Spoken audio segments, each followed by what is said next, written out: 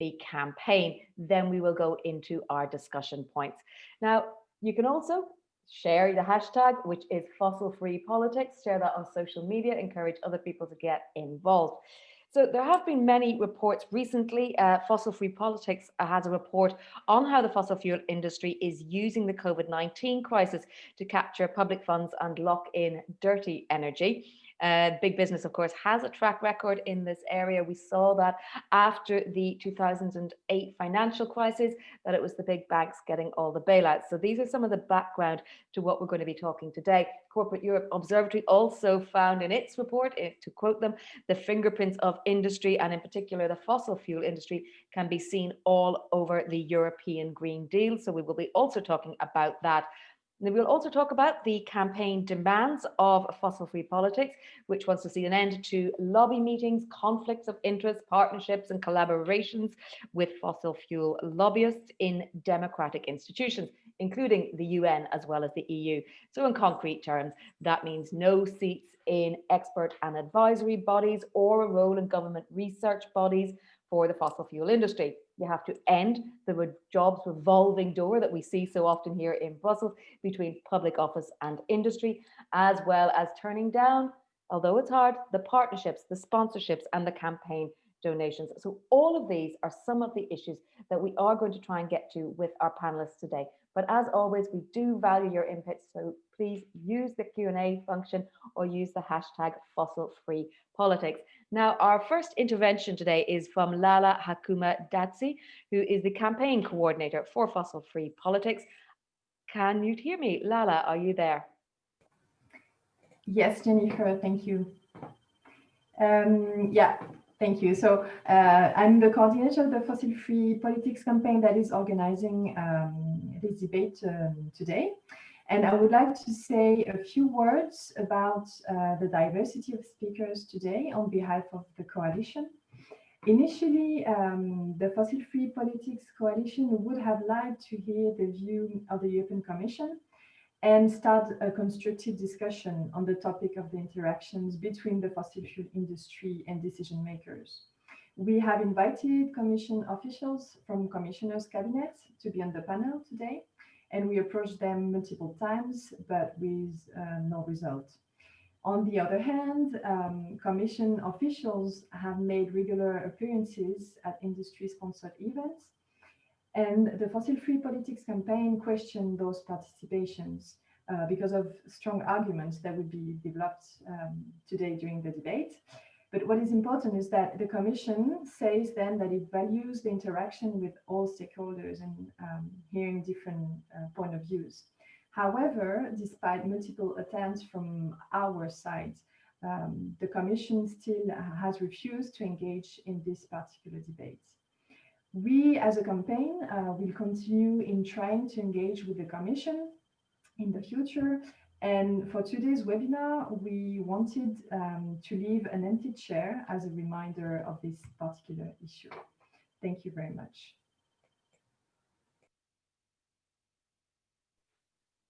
Well, thank you, Lala. Empty chairing online is not that easy, but I think we can see very clearly that some people are missing from today's debate by their own choice. Everyone was invited. I'll invite our panelists now to switch on their mics and their video. We have today Eilidh Robb, we have Wes Heims, and we have Frida Kieninger. So I'm going to start Eilidh, with you. Eilidh Robb is a youth climate organiser at UK Youth Climate Action Coalition.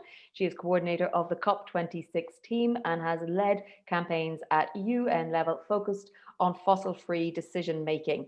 She's also working to call out big polluters at the local level in Glasgow in Scotland ahead of that COP. So Eilidh, do give us your thoughts and your opening remarks, please. Thank you so much, Jennifer. I hope you can all see my screen. And a nod and seeing a nod. Okay, great. Thank you very much, and thank you for having me today. And I just want to apologize in advance. I have two screens, so my eyes will be looking sideways, but I promise I'm giving you all my full attention. So yeah, as Jennifer said, my name is Eilidh, and I volunteer with the UK Youth Climate Coalition, as well as Glasgow Calls Out Polluters, a group based in Glasgow. And as the name suggests, I work with a youth group. We're decentralised, non-hierarchical, and we're based across the UK campaigning for climate justice. And I'm very excited to be here today. This is actually a matter that's very important to me. I think it's a really pressing issue and very connected to climate politics. So I'm glad that this discussion is taking place. I'm pleased to be part of it. Today, I'm just going to give a quick overview on why we need to remove fossil fuel interests from decision making. So I will get started. So as you may know, we are in a climate emergency. If you didn't know that, I'm sorry, that's quite a news flash to throw at you, but there you go. And we've got here as a result of several factors, which I won't go into as there are so many, but one of the most undeniable contributions to this mess is the fossil fuel industry. Now, they like to tell us that they didn't know what they were doing, and to be fair, that maybe holds true for some of history. However, we have pretty strong evidence to suggest that actually for as long as 40 years, they did know what they were doing. And instead of acting to combat the disaster that they were creating, they did everything and spent everything they could to cover that inconvenient information up. Now, their original tactics caught up with them a little bit, and what we're seeing more and more is announcements from leading fossil fuel companies that claim to be going green or decarbonizing, going net zero, and all these other general climate related goals and targets and aims. And that might sound good. As you can see here are some of those claims. And these, of course, you know, throwing out green words is the direction we would like the fossil fuel industry to be going in, or at least most of them. Exxon seems to have decided to take a slightly different approach, but that's a whole other debate. But unfortunately, we may hear them making an effort to change, but what might be up for debate is whether this is actually happening in reality. Now, if we hear these good, positive words, one might ask the question, well, why is it a problem if these industries contribute to climate policy? Which is a valid question. And it's true that we do need the fossil fuel industry to be part of the effort to tackle climate change. We're not going to get there if we don't decarbonize, if we don't stop continuing to pollute. And obviously that means the fossil fuel industry has a big role to play. So it's not to say that they can't have any role. However, there's a huge caveat, which is why we're here today. So given for the most part that these claims that we see are no more than greenwashing because their business models continue to put profit above people and planet, and given that they are spending an enormous amount of money to dilute and delay policies that would help us actually get closer to tackling climate change, in my opinion, it would be mental to continue to give them access to decision making on climate. And if you don't believe me, here's some important figures. So from 2010 to 2018, BP, Chevron, ExxonMobil, Shell, and Total, and their 23 fossil fuel related lobby groups spent 251 million to influence EU decision making. They employed over 200 lobbyists to do that work. And on average, since 2014, they've had more than one meeting a week with high-level European officials. I just want to read that again. They've spent 250 million to influence EU decision-making. These are figures that these groups have publicly reported themselves. So this is not hyperbole, this is not an exaggeration. These groups have claimed these figures themselves. And to me, that is just outrageous. And so on the one hand, we see fossil fuel companies throwing millions at marketing campaigns, lobbying efforts, and continued pollution. But on the other hand, we see young people and civil society in the streets demanding that we have stronger action on climate change because we know that our current policies are not enough. So you don't have to be a policy expert or you don't have to understand the EU processes to recognize that there is clearly a heavy fossil fuel lobby impacting our politics and our decision making, because we do not yet have the policies we need, and the fossil fuel industry clearly have a big presence in those rooms. So with a motive of profit and public image instead of the planet and justice for the people on it, the fossil fuel industry have proven again and again that they do not want to take genuine action, and actually their business models depend on the opposite. Now, again, to be fair, if I was a fossil fuel executive, it would be in my best interest to shut down discussions on climate change. I mean, that makes sense from a business perspective. So of course, that's their agenda.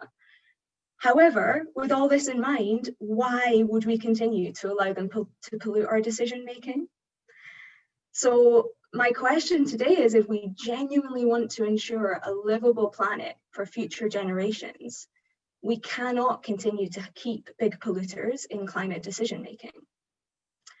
And what I want to leave you with a bit today to spark off this debate is the fossil fuel industry have had decades of access and influence, and nothing has changed, or at least we are not close enough to where we need to be to actually create a planet for future generations to live in a fair and equal way, and honestly in a way that we deserve after the years of profit that the fossil fuel industry have got from this destruction.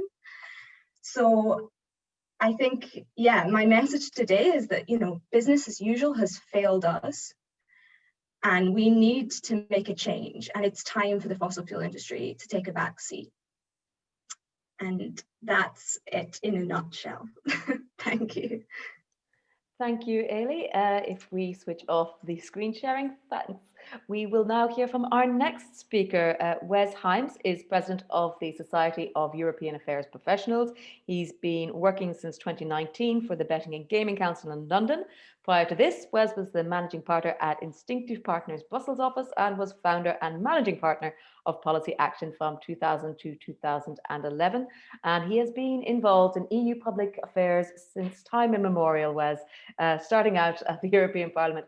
So you obviously know your way around the Brussels bubble. Tell us your perspective on today's question. Thank you very much, Jennifer. And first of all, may I say to all of the supporting organizations for today's event, I appreciate the kind invitation to speak with you today. I'm speaking here today wearing the hat of the president of the Society of European Affairs Professionals. And I do believe we have some slides just to sort of introduce my remarks before we move on to the next panelist. So if those could be, thank you very much. Yeah, if we can move on to the next slide, please. Yeah, so just to make sure for those on this webinar, if you're not familiar with CAP, we are the organization that represents public affairs professionals in Brussels.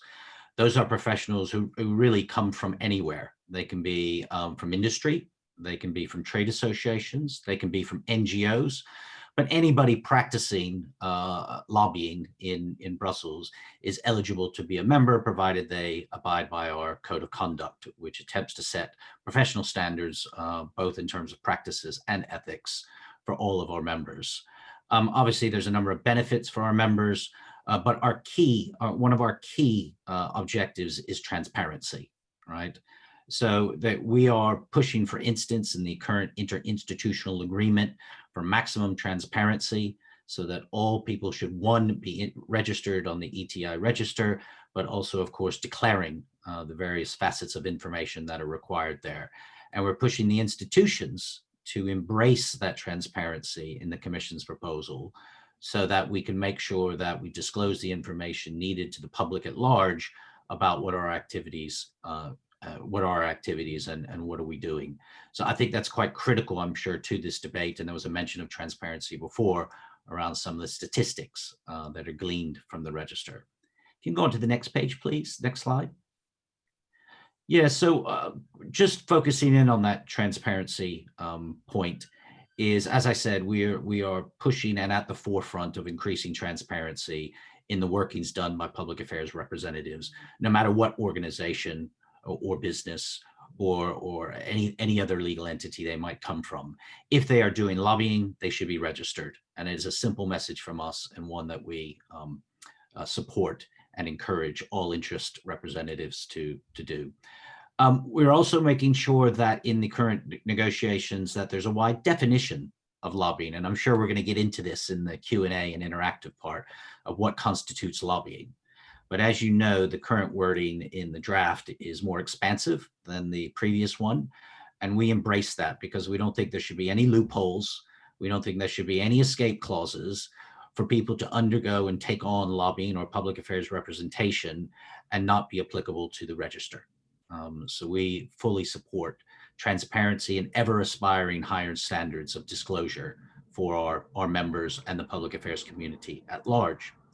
I can move on to the next one. Slide, please. This is just to remind everybody what the TEU says about the ability for citizens and representative associations to be able to make their voice heard in Brussels, national capitals, or any other public policy debate forum. And I think it's incredibly important that we understand that no matter how much we may like or dislike the rhetoric from another group or entity or individual, the fact of the matter is it's a fundamental right to be able to express that opinion and to be able to do so in the democratic forums that create policy that we all have to live under. And so I think it's quite right that in the heart of the TEU, there is the mention and the protection of individuals and associations to be able to maintain an open, as it says, open, transparent, and regular dialogue for those elected officials and government officials who decide those policies. Next slide, please. And finally, I just want to talk about the importance of democratic principles to us at CEAP and our members. As I said, we think freedom of voice is a fundamental EU principle. It is something that is at the bedrock of democratic society. It's something that we often take for granted. And I don't think we should be taking it for granted. There are voices, some loud, some soft, some might be have a different opinion on one end of the spectrum than the other. But the fact is that it all is part of the marketplace of ideas that generate policy. And we see that today in the EU's policy-making process. The fact that it is a consensual approach to policymaking means that all of our voices in some way, minor or otherwise, make our way into the thoughts and deliberations of policymakers and eventually policy. I think also the other issue is to remind ourselves is it's not binary. It's not either you're for me or against me, right? There is a whole host of different opinions along the spectrum, and climate change is just one area. There are many industry topics, many topics that are cherished by NGOs and others. And even within those broad tents, there's a whole range and spectrum of opinion. So we have to be able to make sure that that opinion rises to the top in order to give us informed decision-making. And finally, there's an issue of expertise. You have your expertise, others have their expertise. We sit here and challenge each other's ideas. We challenge each other's statistics. We challenge each other's methodology. That's all part of the democratic process. For many, it may seem messy, but in the end, it is the way that we democratically represent our voice. And for those voices to be muted in that debate, I think would be a disservice to that policymaking. Next slide is the end. So thank you for listening to me, and I look forward to participating in the further discussion. Thank you very much, Wes. Final speaker in this section, before we move on to an intervention from the European Parliament side, is Frida Kieninger, who is speaking today on behalf of the Fossil Free Politics Coalition. Since 2016, Frida has been the campaign officer at Food and Water Action Europe with a focus on gas. She's working with grassroots groups and a Europe-wide and even beyond network of activists and NGOs to highlight the issues around fossil gas in particular, especially linked to mega infrastructure and fracking. But Frida, give us your opening thoughts on the overarching topic of today's discussion. Yes, thank you very much and good afternoon, everybody. Can everybody see my slides? Great. Yeah, I think I'd like to just go straight dive into our campaign and into our demands. And I will try to illustrate the demands a bit further with examples that we have from the fossil gas lobby. And just a side note on fossil gas. Fossil gas is really one of the main topics that the fossil fuel industry is jumping on at the moment. It is portrayed as a transition fuel. It is portrayed as being green. There are many attempts of greenwashing gas as well to to link to hydrogen, which at the base, the most commonly used source of it is fossil gas, and 96% in general are fossil fuels that are at the source of this new, very sexy gas. Yeah, just as a very first introduction into the campaign, here you see our four main demands, and I will dive much deeper into them. So we launched as four main NGOs, Friends of the Earth Europe, Corporate Europe Observatory, Greenpeace, and my own organization, Food and Water Action Europe, this campaign, because we see it as crucial. And I think Eilidh has already outlined the main issues at stake and the great emergency that we are in on why it is possible, why it is really important to cut fossil fuel industry from decision making. And we at the moment see that there is a lot of mix between that. We see lots of lines leading from one and the other, but we see at the same time that there is a conflict that cannot be solved between the business model that is being defended by the fossil fuel industry and the urgent need for climate and energy policy to actually make sure that we have a livable future, that we have a livable planet in the future.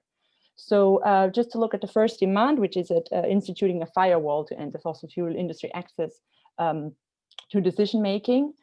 You see that there are a lot of more detailed demands on what that exactly means: no lobby meetings, no seats in expert and advisory bodies, and more. And I would like to, in my examples, highlight especially the importance of lobby meetings, as well as the seats that the fossil fuel lobby is enjoying on expert and advisory bodies. So to the very first topic on lobby meetings, yeah, here I also have what exactly we want not to happen. This is the Commissioner for Energy, Kadri Simpson, here basically making a PR stunt for Shell, one of the biggest polluters and one of the biggest fossil fuel companies of this planet. Concerning meetings, we see that the fossil gas lobby has very easy access to high-ranking officials, especially we have the numbers for the European Commission. We have the Corporate Europe Observatory has made a report on the gas lobby, and they found that high-ranking commission officials have had over 460 meetings with the fossil gas lobby.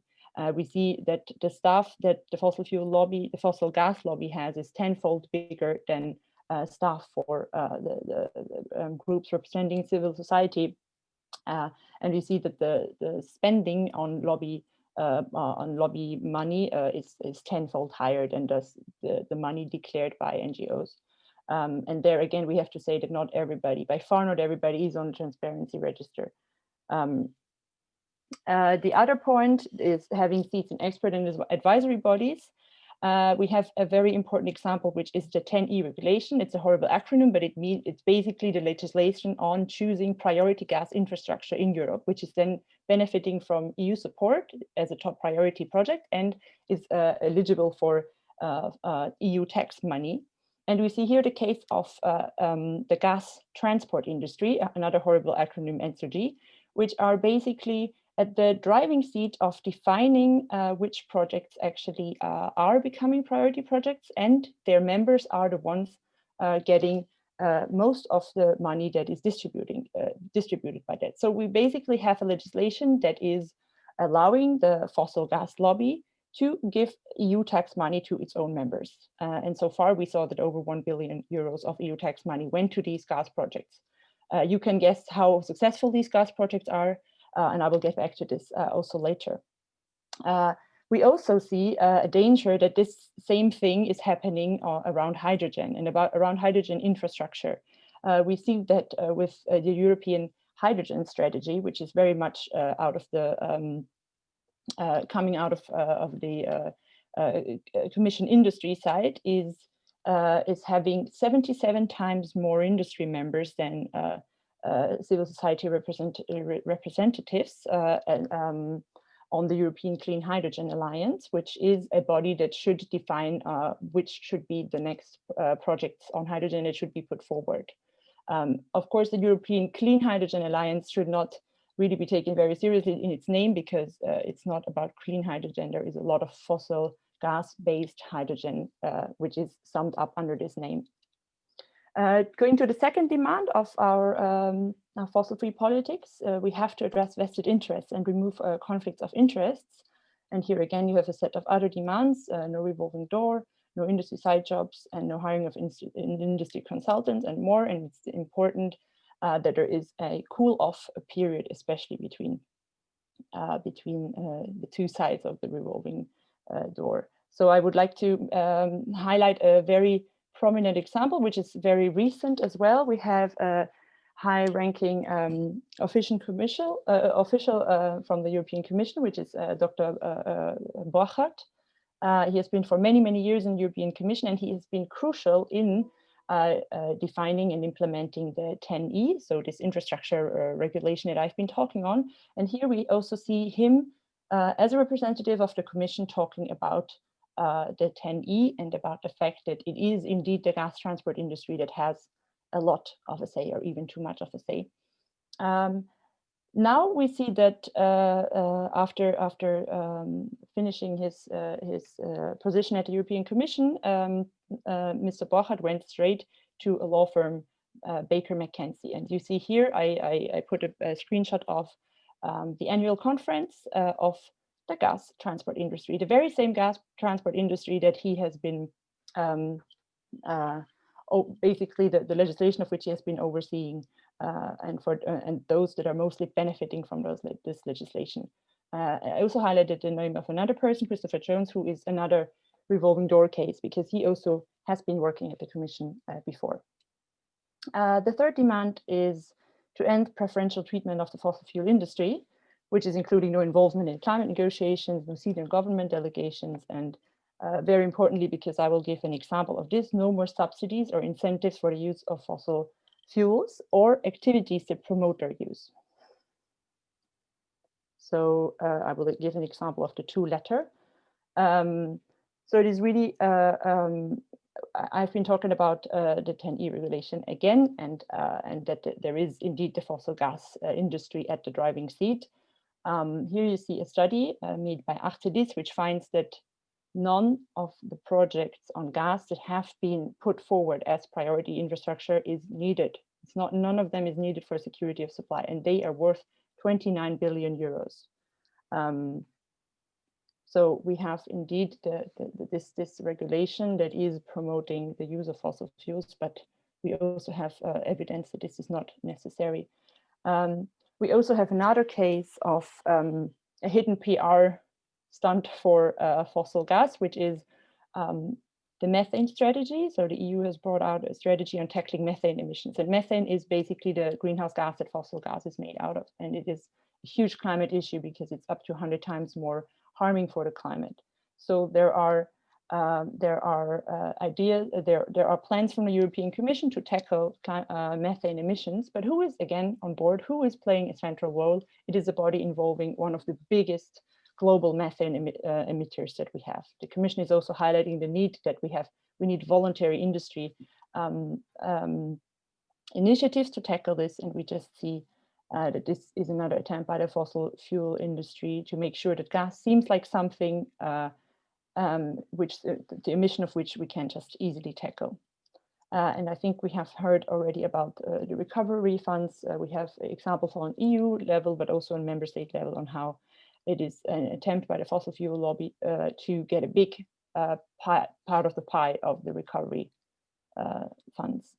And fourthly and lastly, we need to reject, the fourth demand is we need to reject partnerships with the fossil fuel industry. And this is involving not only sponsorships or partnerships, but also the hosting and attending of industry events and no party or candidate donations. And this is probably not new to many of you, but unfortunately we have on a very, very, very regular basis examples of meetings which are either fossil fuel lobby sponsored, which are either on EU institution premises with fossil fuel lobby speakers, or which are co-sponsored or sponsored by media outlets, but which are basically giving a platform for the fossil fuel industry to present their positions and basically also have people legitimize these positions in seemingly neutral frameworks. And here are just a few examples of recent events of such sort which are dealing with gas or the decarbonization of gas. So I hope this gave a little overview about why it is really crucial and really urgent to cut the very close ties between decision-making and the fossil fuel lobby. Thank you. Thank you very much, Frida. Now, you will have the opportunity, as I said, to the audience to put your questions to our speakers. Please do use the Q&A function below when we get on to our discussion. And you can also use the hashtag #FossilFreePolitics. Now, we are, as I said, very fortunate to have joining us from the European Parliament, Marie Toussaint, who is a French environmental activist and a jurist in international environmental law, co-founder of the association Notre Affaire à Tous, and was elected MEP back in May 2019, the last intake. She is obviously with the Greens EFA group and sits on the ITRA, ENVI and Jury committees. Thank you very much, Marie, for joining us. Let me turn over to you, and you've heard from our three speakers there. Give us your perspective as a new MEP. Thank you so much. Thank you, Jennifer, for welcoming me. Thank you also for all your presentations, which are really meaningful in the urgency that we have to fight against the strong presence of the fossil fuel industries among our institutions and our democracy. So thank you very much for that. And I have to say that while working in the EP, we do really need so much your work that it is really important for us also to cooperate with you. So of course, well, the point from where I'm talking, I believe that we all agree on that we want to keep global warming below 2 degrees, but we also like to leave it below 1.5 degree, and so that we must leave 80% of our fossil fuels in the soil and stop using fossil fuel now. So that's my basis, and that's with that idea that I also entered the European Parliament 1.5 years ago. So we must stop using coal, oil, gas. We must stop building fossil fuel infrastructures, and Frida talked a lot about the TENI already.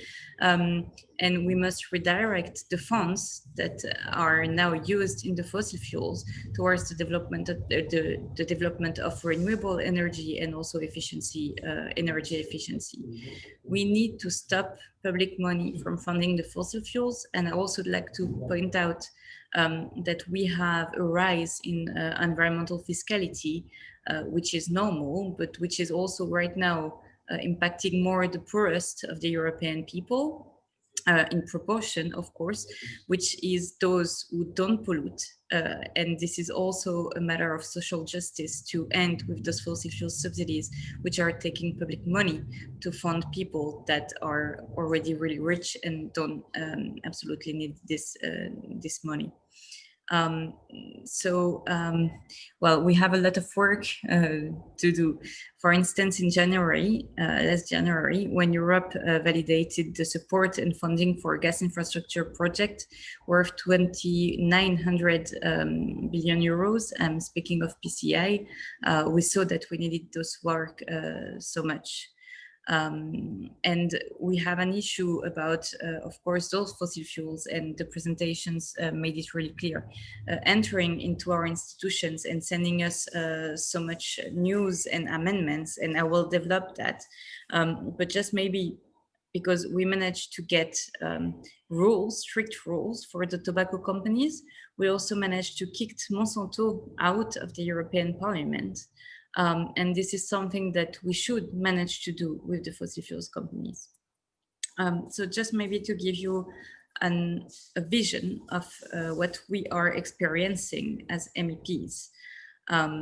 So since the day I was elected, I'm getting a lot of emails from the fossil fuel companies, directly or indirectly, because as you saw a bit sooner in the presentations, you get the direct reach out from the fossil fuels companies, but you more often get invitations from media, from other MEPs who are supposed to hold like a trans-party organizations, but they actually give the floor a lot to fossil fuel companies, or you also receive invitations to events, to cocktails, to debate, which seem really serious, and you also get studies, document information. Actually, any kind of way they can address to you, they do so, and they are. We are beginning to get a lot of mails from Facebook and Amazon, but definitively the fossil fuel companies, and especially the gas companies, are the companies that are the most reaching out to us MEPs at the moment. And I can't give a precise number, but basically between the email I received from the real citizens, civil society organizations, and the emails I received from the fossil fuel companies, there is a huge multiplication there. I don't know if it's 1 to 10, 1 to 20, but there is a huge difference. Except when, and that's something that I want to stress, except when we have a cyber action, especially the one we had last week or 2 weeks ago on the exclusion of gas from the resilience facility, the resilience plan from the EU. We got 1,300 mails in 2 weeks, which was really strong. And I just want to stress the fact that those emails and those cyber action campaigns are really useful as well for MEPs, my colleague, to get the importance of the issue. So please keep on with that, because this is really important.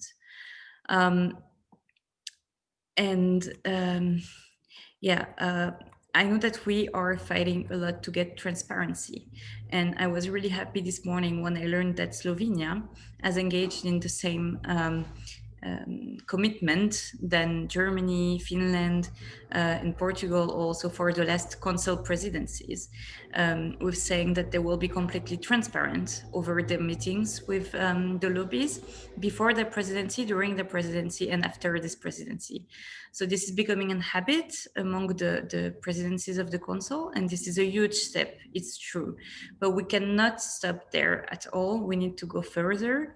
And I really do believe that the fossil fuel companies with these special activities need to be completely banned from the EU institutions. And of course, they can argue that they are also doing renewables, but maybe we can put an average or something, because right now they are keeping on expanding on fossil fuels. And for all those companies who expand, I think that we really need to be strict. And for the others, we need also to have stricter rules and really try to not have them entering the game, because they keep on lobbying in favor of fossil fuel industries. Why them especially? Because they are toxic industries harming our environment and human rights, and especially because their activity, the aim of their activities, is inconsistent and in complete contradiction with the Green Deal and all our climate objectives. So this is also a matter of democracy and not undermining our climate goals.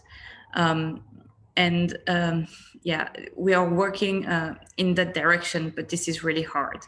And just to tell you a bit, we just are working in the Legal Affairs Committee, also with the AFCO Committee, Constitutional Affairs, on a new ethics body, Transparency, Ethics and Ethics Body.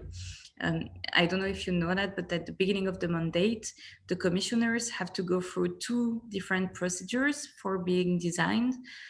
They first have to go under the surveillance and monitoring of the Legal Affairs Committee to check on their existing conflicts of interests. So we got rid of 2 candidates in 2009.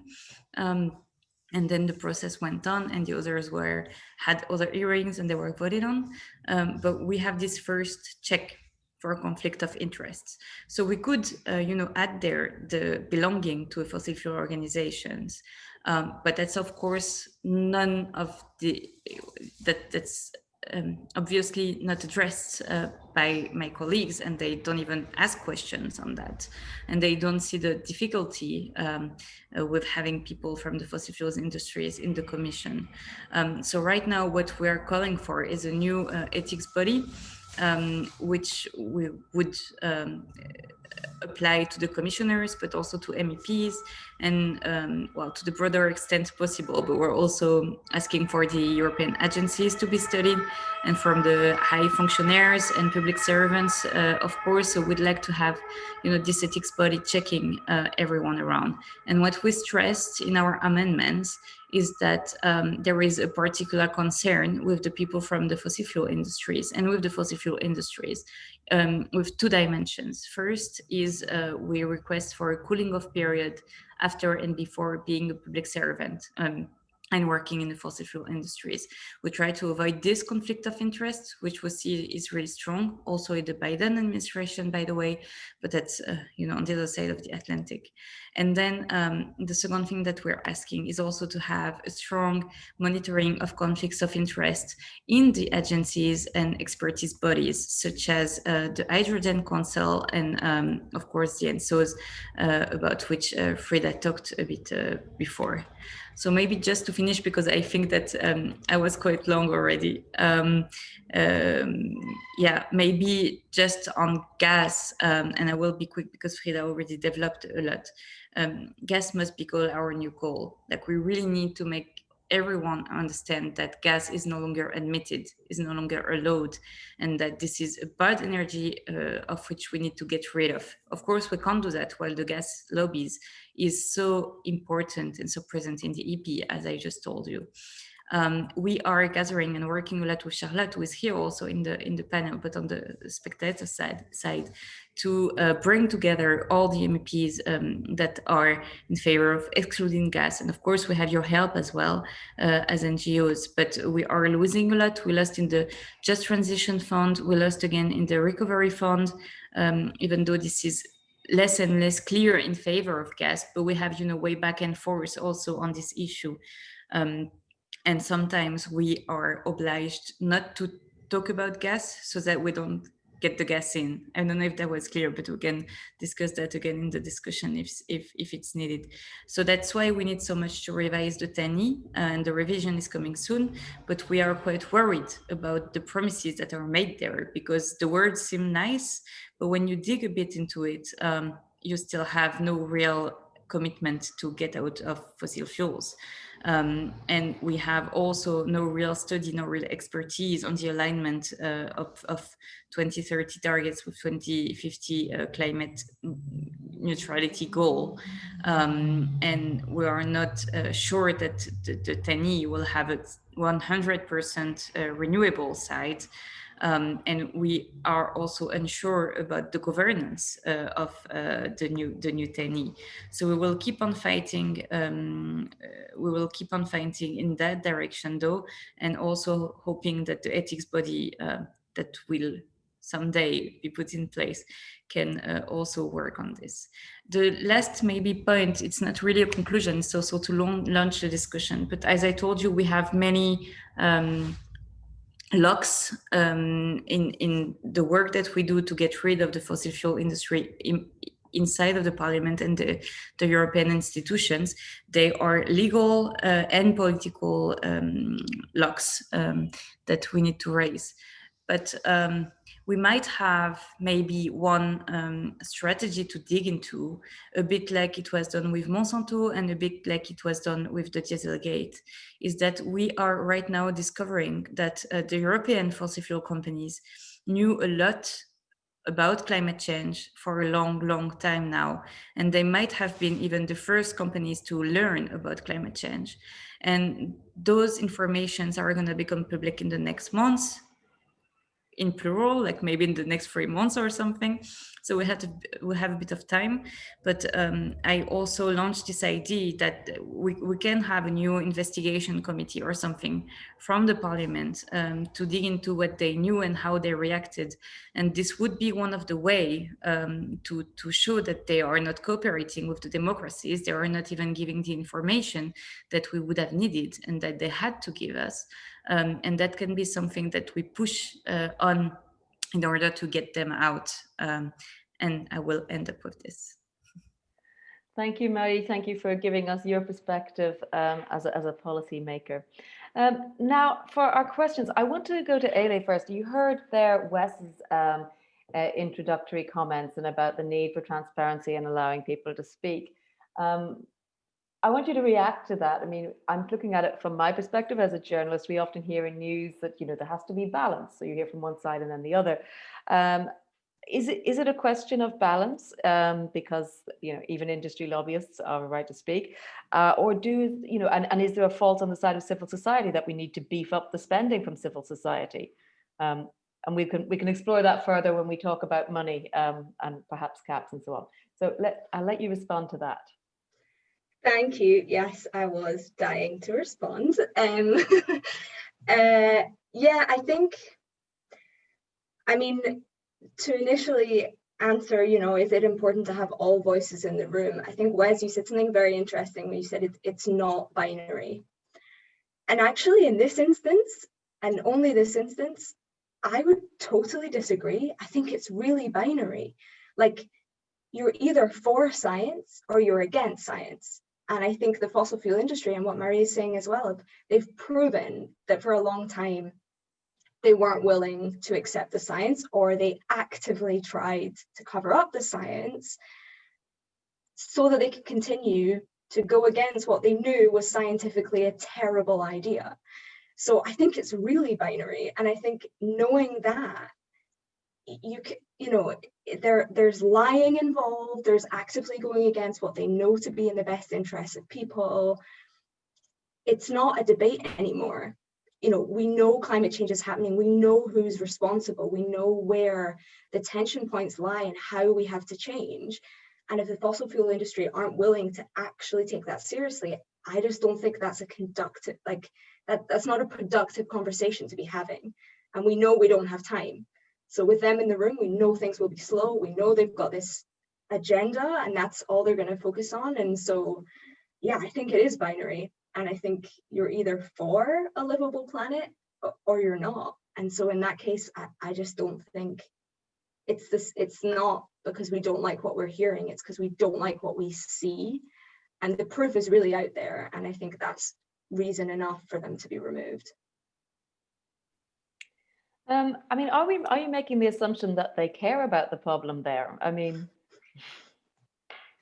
that is not the, you know, it's not the job of a money-making institution to do anything other than make money.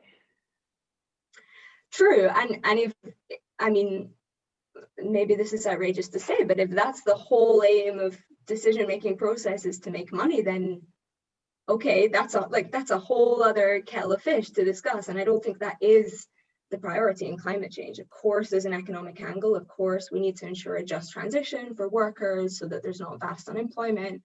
And that's really important. And that's where the fossil fuel industry play a role in how we implement these policies, because we can't just do that for them. You know, of course, they have to implement these policies, but when deciding, you know, the real hard top lines on what we need to do to stay within 1.5 degrees, I just don't understand how there can be a space for them. And we've seen what happens when there is, you know, it's too slow, it's not enough. I think what I'm trying to get at is maybe it should be on the politicians and those policy makers to decide who they see and see both sides. I mean, you know, to what extent lobbyists gonna lobby. Whereas I want to talk to you about, you know, this idea that it's not binary. Can you give me concrete examples of why it's not? Well, I just think, and I appreciate the conviction, you know, around this webinar, and I appreciate and impressed by that. And believe me, I take no position or sides in any of the debate around climate change. My interest here is defending the ability to have your voice in a democratic forum.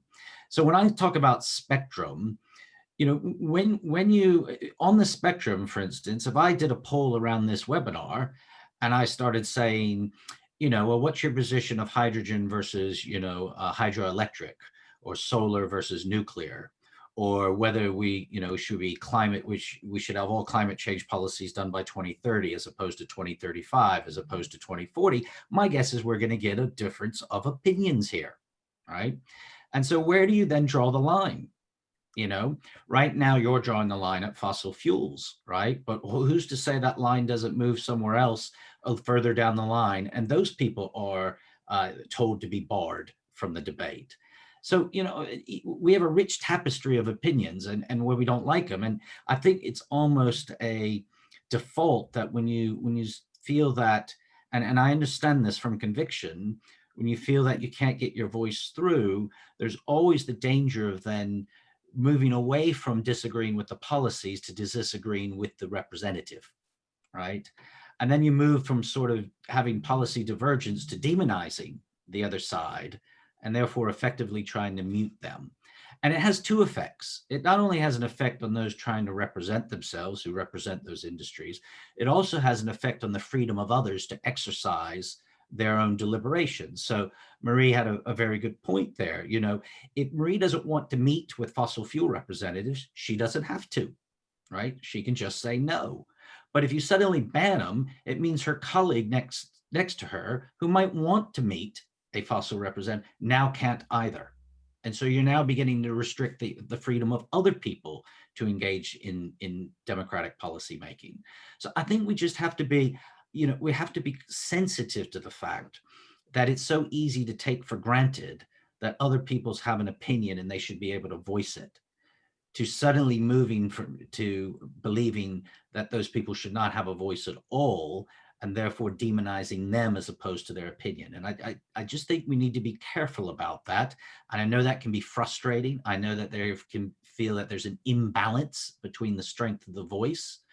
But if I look at, I'm no expert, but if I look at the headlines over the last 24 months, you know, we could disagree on how fast things are moving, but I think they're moving, at least from your perspective, in the right direction.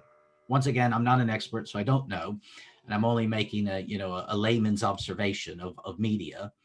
But, you know, I would have thought that in many ways, if you consider there's a huge imbalance between the fossil fuels industry and what you're doing, the fact of the matter is the headlines seem to scream that you're punching above your weight, if I can put it that way. So I think we just have to be very careful about, you know, moving on from differences of opinion to demonizing individuals because of that. Well, Wes, let me pick you up on that. Let's talk about this weight then, because there's no way you can argue that the weight that civil societies have, the weight in worth the weight in gold, I suppose, is the same as the industrial lobbyists have. I mean, and when you see discrepancies like the slide we saw earlier, you know, multiples of 10 times more money to spend. And the loudest voices are the voices with the most money behind them. So do you not accept that there's a very legitimate feeling from NGOs, civil society representatives, that they're being drowned out by people with deeper pockets, but not necessarily more, I don't know, more compelling arguments? Well, I think there's two things on that. One is an automatic assumption that those who spend more money win, right? And that goes back to a sort of binary, you know. Well, no, but it does make a difference. You know, the more times you get in front of someone, the more chance you have of persuading them. I mean, I think we can accept that that FaceTime does result in at least having your opinion heard more often. Well, and I think, Jennifer, that you're absolutely right. That goes to another point, which, and you mentioned it in the first bit of the Q&A, which is it is up to those government officials, those elected officials, to ensure to themselves that they have balance in generating opinion to help inform their decision making, right? So it really shouldn't matter, you know, who has more money, who doesn't. It should also matter to those who are being lobbied to make sure that they're getting a fair spectrum of opinion to inform their decision making. So it's, you know, it's a two-way street, if you will, on how much you feel that the sheer amount of money influences officials versus trusting those officials to be absorbing all sorts of, you know, opinions on the subject to be informed. You know, we've looked at some of the you know, some of the previous campaigns, and there's been some academic studies on this.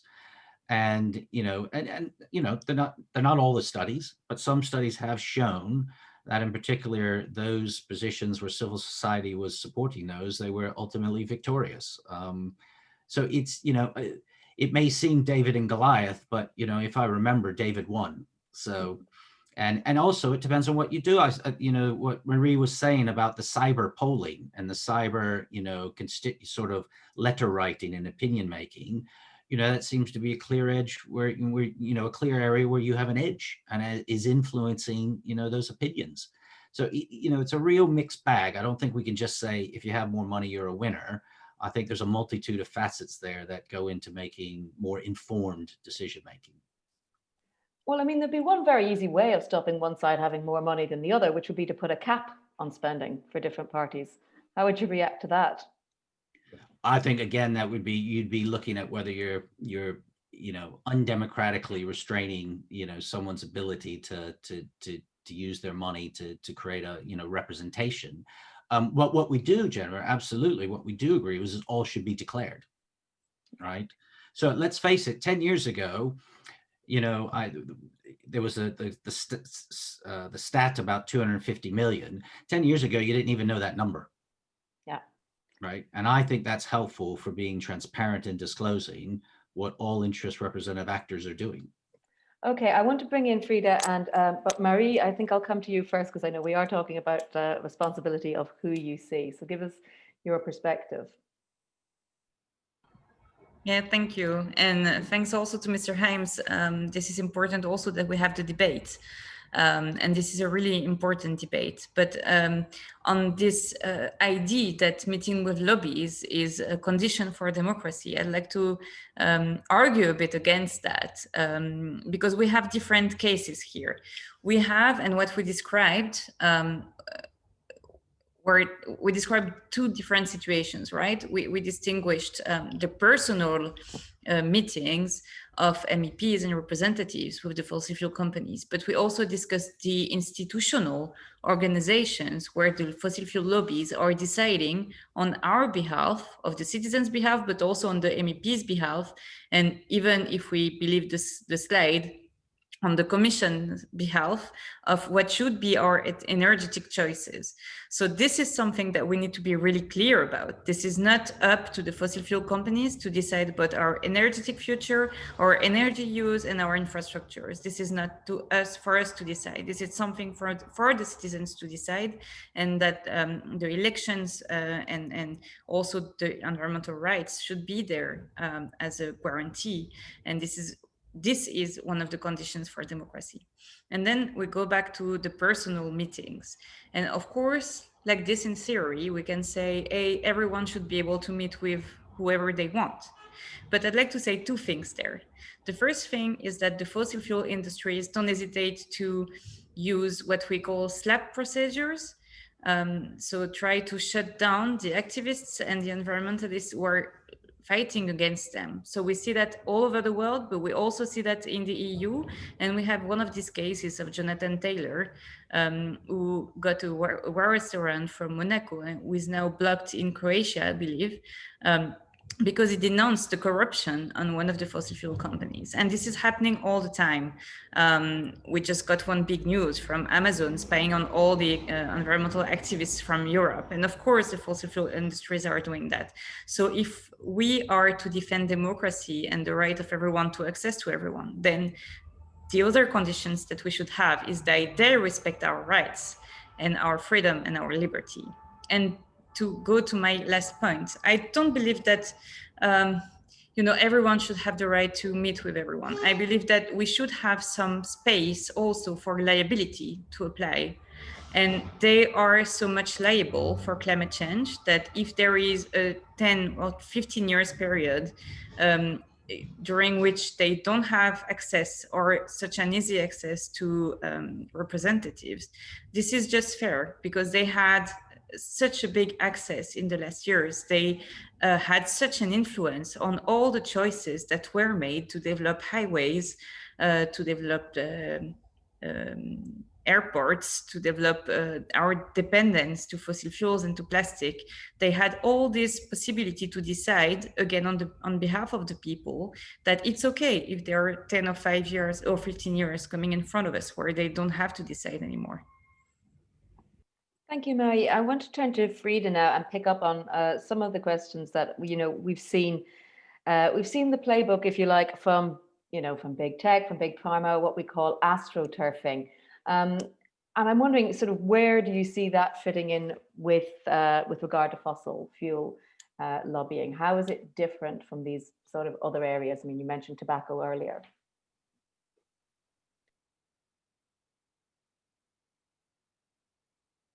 Sorry, am I muted? Yeah, I'm just really willing to also respond. I think Marie responded a lot to Wes already, But I just really want to reiterate that this is not a question of opinion. It is not about like spreading spreading a lot of opinions and giving parliamentarians, for example, the liberty to choose what they think is best. First of all, we have extremely deeply rooted already the demand of the fossil fuel industry in most of the decision makers. So sometimes it is different to even distinguish that. And this is, of course, big, and we heard, especially from Eilidh, how long and how deeply connected fossil fuel industry and decision makers are. But it also would imply that we are talking about personal opinions here, that we are talking about real clearly interests that are on the table, whereas this is not the case. Whereas we couldn't bring arguments like freedom of voicing the opinion into play, because this is not the opinion of a person. This is an industry. This is a business model that is behind it. And we also do not have a shell lobbyist going to an MEP and say, hello, I'm here because I want to make money. I'm here because I want to continue building fossil gas pipelines. I'm here to continue the status quo. And the status quo question again brings us to why it is dangerous in this respect to talk about balance, to talk about a balanced view. This reminds me a lot about what is precisely the fossil gas industry is asking for. They're asking for technology neutrality. They talk about the market picking whatever is best. But this, of course, is just cementing in the situation that we are in now. And even though you might like to bring up the David versus Goliath story, we are definitely not where we need to be. We are in a very urgent climate emergency. The time is really running, and we cannot talk about taking a lot of times to have a lot of different opinions being heard. This would again ultimately benefit those that have already the power, and this is unfortunately, even though I would wish that it's the opposite, those who are making the money and who can spend this on further lobby, and that can cement in the status quo, and that can and have time and have luxury to keep inventing more and more false solutions, to put one layer after the other, to just win time to actually continue what is under those false solutions, which is ultimately fossil fuels. Well, let's talk a little bit about those fossil fuels. I mean, the term greenwashing is nothing new. It's been around for years. Why do you, if you know, considering your position, why do you think the EU isn't listening? And I want to tie that to a question that's been asked by Vanessa on our Q&A. And she's asking whether you have any hopes that anything can be done given how the EU works and what can be done in the Union as it exists today, especially knowing that the Commission and Member States also pass responsibility between each other, and as well the European Parliament. Marie, we will get your thoughts on that as well. Frida, so your reaction to why is your message not being heard? So definitely that's something that I already touched upon earlier, which is indeed that there have been, that the European institutions have been a big surface on which the fossil industry could project a lot of the opinions, and as I said, have already for a big part taking it over. And this is again where our demands come into play, and why it is so crucial to, first of all, of course, have transparency and really try to make these things visible, and to make things to make sure that that public civil society can also know what we're talking about, because the things are on the table, and we know which numbers and which encounters we're talking about. But first and foremost, again, I really do not want to get away from the stance that it is actually, we need to see it much more as a scandal, what is happening now and what has happened for years and years and years. And we do see where it brought us. We do have the hottest month since the recordings. We really have to see. We really have to end what has been happening for decades now, and what actually probably has happened since the European Union has been established. So we really need a step. We need to see something that has never happened before. We need EU institutions free from the interference, and this is really only possible if we cut fossil fuel industry out, and we cut all the channels, each and every channel. And indeed, for very, very limited amount of encounters, we still need the technical advice of the fossil fuel industry, how to decommission a pipeline, what exactly is the technical data to have an ambitious, aggressive phase out of fossil fuels. But even these encounters need to be fully public. And at the moment, we are at a very bad place. We have there is no way for us to even know a tiny tip of the iceberg of what is going on. And even the tiny tip of the iceberg is extremely is a big scandal and is extremely worrying.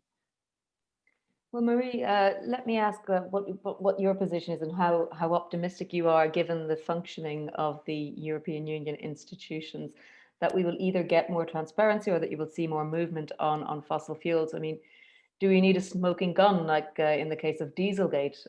Because obviously climate change is happening. It's happening fast compared to eons, but in a sense, from the day-to-day news cycle, the speed of which parliaments change, it's happening rather more slowly than something like an immediate front page crisis scandal. Well, I believe that we will have definitely a lot of transparency, more and more. And we are seeing great moves from many sides in the parliament, I have to say. And the centrist Renew is quite proactive in that direction. So we'll have a lot of wins here. There are also, to me, a lot of changes, well, in the presidencies of the council, as I said before, and also at the commission level. Although we had a promise 1 year ago when we auditioned the commission before electing them, that they would set in place a register for transparency for all the expertise and scientific reports that they would use. And I still don't see anything coming up. So we keep on, we need to keep on pushing them. But I believe that this is something where we are making a lot of progress, and we need to keep pushing them in that direction because it's working slowly, more slowly than we would want, but it's working. On the place for the fossil fuel companies, I have barely no hope. I'm less, I think that, yes, we need something like a Dieselgate or something that I was asking for and calling for. Because for the moment, this is not even a discussion. This is not even the political debate. So as long as we have not managed to put it in the political debate, then we can see no victory. So we really have to, do something and put it on the agenda. This is really possible. But we need to work a bit more in that direction and then engage in a real discussion. But again, as we have stricter rules already for the tobacco companies, and they are doing a lot of harm, but are they making more harm than the fossil fuel companies? This is really questionable. I'm not giving an answer, I'm just saying it's questionable. And we also have rules for Monsanto. So we can win, but we need to, go one step further and really put it here that they cannot keep not answering the question. Eilidh, I'm going to ask you a question that's come in from Dieter, who is, do you observe a shift in the climate change mitigated relation lobby strategies or parallel differing strategies? I suppose this is, he mentions relevant think tanks, consulting partners. I guess it's follow the money to see who's representing who, but how do you view the if you like, the lobbying ecosystem in Brussels with regard to this? Thank you, Jennifer, and thank you for that question. It's a really interesting one. And I mean, I have to hand it to them. They're really good.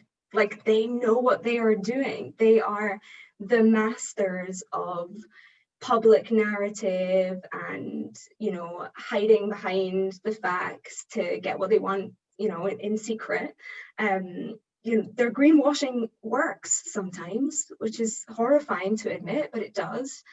And I think more widely that the biggest shift that I'm seeing, or as a young person that I see, is the shift from greenwashing to what I like to call youth washing, which is we see like public facing campaigns by the fossil fuel industry where they put young people's faces on the campaigns and talk about the future and their hope for a better world, and how the fossil fuel industry are part of that somehow, as though their years of destruction are just kind of irrelevant now. And actually Shell have a campaign called Make the Future, which is targeted at young people and young innovators for energy change. And it's just a bunch of greenwash.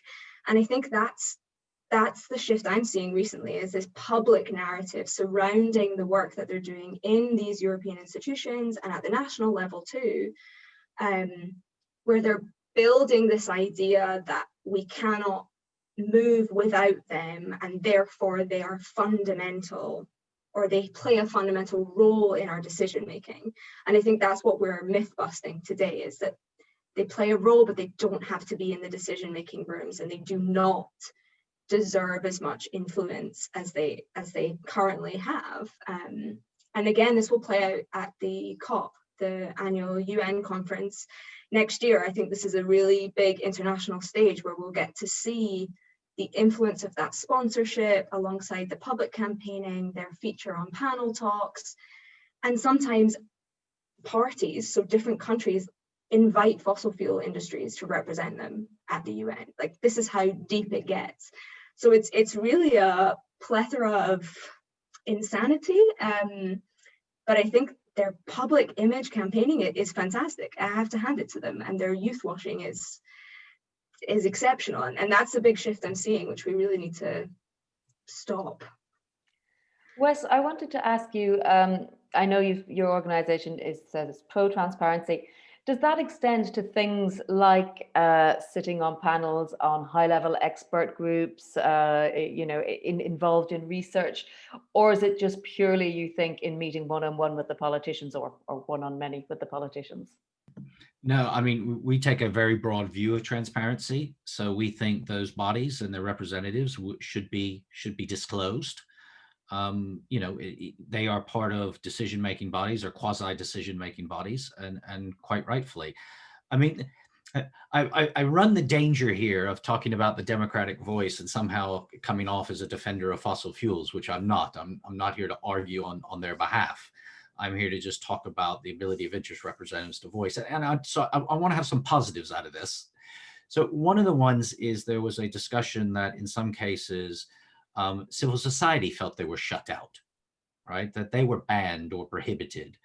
And we would defend that as much as we do anyone else, right? So, we encourage and have NGO members in our membership. So we absolutely would, believe that it works across the spectrum. The second thing, and Marie mentioned, is we are for transparency. Right now, a large number of the permanent representations in Brussels don't adhere to any conditionality around meeting individuals, interest representatives. We'd like to see that, but not only see it at the ambassadorial level, but throughout the entire permanent representation. We would like to see the other 450 of Marie's colleagues who haven't voluntarily committed to only meeting with people on the register. And we would like them to forego the legal mandate and join in that conditionality in the discussions with the Commission. So I think we have a lot of common cause in terms of transparency and disclosure. And the third thing, which Marie also mentioned, is, we have and are in favor of, ensuring there's proper ethical standards. So we know the Ombudsman, for instance, was talking about an ethics-making body for a while. We have a code of conduct which addresses not only transparency, but behavior, which is really what ethics is about. And we would fully support, going in the direction of looking at proper standards around ethics. So I just want to make sure that, there are a lot of things I hope you would agree with there. And there's the things that, we have at CEAT with common cause with you. I mean, would you go further down to the step of saying that the transparency register should be mandatory? Would you want to see stricter enforcement? We often say that self-regulation is no regulation because it doesn't really have much in the way of teeth, but would you like to see fines and so on, and sanctions for breaking that? Yeah, absolutely. I think if the register, and it has a code of conduct on the register, if it doesn't have teeth, then it's only going to be so effective. Absolutely. Yeah, absolutely. If there are grounds for a case, then, that should certainly be an option. I mean, we would certainly support that. Okay, I want to put a question then, just before I come to my final round, to Frida and Eilidh, regarding the sort of protests we see, like Extinction Rebellion. We've seen people taking to the streets. You showed those impressive photographs there. I was trying to work out where in Brussels it was taken. Are those sorts of things, those mass popular movements of people taking to the streets, are they a sign that traditional lobbying from an NGO perspective hasn't worked? And that's the only way to get across a civil society message that politicians will hear? Frida, can I have your thoughts on that? Yeah, I think to a certain extent, the lobbying, really obeying to the rules, really trying to spoon feed with the words that also the industry is using in very understandable terms, toned down, watered down, compromises, that of course hasn't worked. I think the if you talk about the civil society interest and us, if we can say so, lobbying for that. I think there is a big landscape also within the NGO world of more or less radical ways of doing that. I would definitely not say it has failed. I would say that it's an extremely welcome step, that there are completely fresh voices, that there are completely different ways of tackling this. There is a whole generation of new actors now on the streets, and we have seen how powerful these are. We have also seen that there is an attempt again, and Eilidh has used the word youth washing, again, even using that and try to make sure that we are seen. Everybody would like to have a photo with Greta Thunberg on the same handle, and we saw that this can really be taken and that can be made abuse of that. And at the same time, it's really crucial to see to say and pointing maybe again to something that Wes had said earlier, that the civil society is not. There is not the question of the civil society against the big business. It's not. Civil society is really the people, is the democracy, but this is not as opposition to big business. Big business is a completely different thing. Big business is not representing civil society. Civil society is everything else. So we cannot really put them on a balance and give them the same importance. And again, especially in this respect, it is great that we have young people going on the streets, and it is great we have young people not backing down and being able to really clearly voice their concerns, which indeed are affecting each and every year of their future life. Eilidh, your thoughts on that? I mean, I suppose if people are under the age of suffrage, taking to the streets is one way of, if they can't vote in or out their politicians, it's one way of making their voices heard. Yeah, and it's an interesting question, and I echo everything Frida's just said, that there's multiple ways to create change. And I think we would be doing many people a disservice to claim that change can only happen at the political kind of, in the lobby infrastructure, for example. And it's amazing, and young people have done so much. But there's a limit. So it kind of works together in a patchwork. So the Green New Deal came out of, or the Green Deal, I should say, came out of, millions of young people on the streets just saying this is enough and something has to happen. And it's great that we heard, there was a response to that coming from the Commission and coming from our decision makers. But then we get this deal and it's not really what we asked for and a lot weaker than we wanted. And there's a long way to go to actually get the kind of change that we're asking for on the street. So there's a job to be done to translate those wider messages into technical details that actually do what we need them to do. And honestly, and this is what we see, is standing up to industry pressure. And what a waste of time to have to fight off the fossil fuel industry while also dealing with really technical issues that of course we want to get right. And of course politicians and decision makers want to get right. I don't think anyone's intentions are to push through terrible policy, but your ideas of what's good and bad are skewed when you're hearing one voice much louder than the other. And I think that's where we're seeing the struggle. I wouldn't say failing, but I just think translating those messages on the street to the kind of technical policy aspect is becoming harder and harder because of this fossil fuel lobby. Wes, do you think we're going to see a change in the lobbying landscape in Brussels in the next few years or before the end of the next term of the Commission? Well, I mean, I hope the one change is that we have increased transparency. I mean, that is, if we don't, I'll be very disappointed and our members will be very disappointed. And we're about the test of that will occur in the next few months as this interinstitutional agreement reaches an end game. So I'd be very disappointed in that. I think one of the big changes will be the sheer innovation around interest representation, right? So, I mean, 10, 15 years ago, we didn't have the rush of social media, for instance. We were talking, Maria was talking earlier about the sort of, the cyber campaigns that are occurring now. Some of these are even automated. In fact, many of them are automated. So it's just, I think there's going to be an incredible amount of innovation. And, my view is innovation, there's nothing wrong with innovation as long as, what people are doing is transparent, which is why we've, asked for a wide definition of lobbying to capture those. We came out very early, for instance, that law firms should be registered, should mandatorily have to register if they conduct lobbying. So, there was a reference to a person from, who now works for Baker McKinsey. They should be declaring those those meetings, and the counterparties, the officials and the MEPs should be, noting those and disclosing those meetings openly.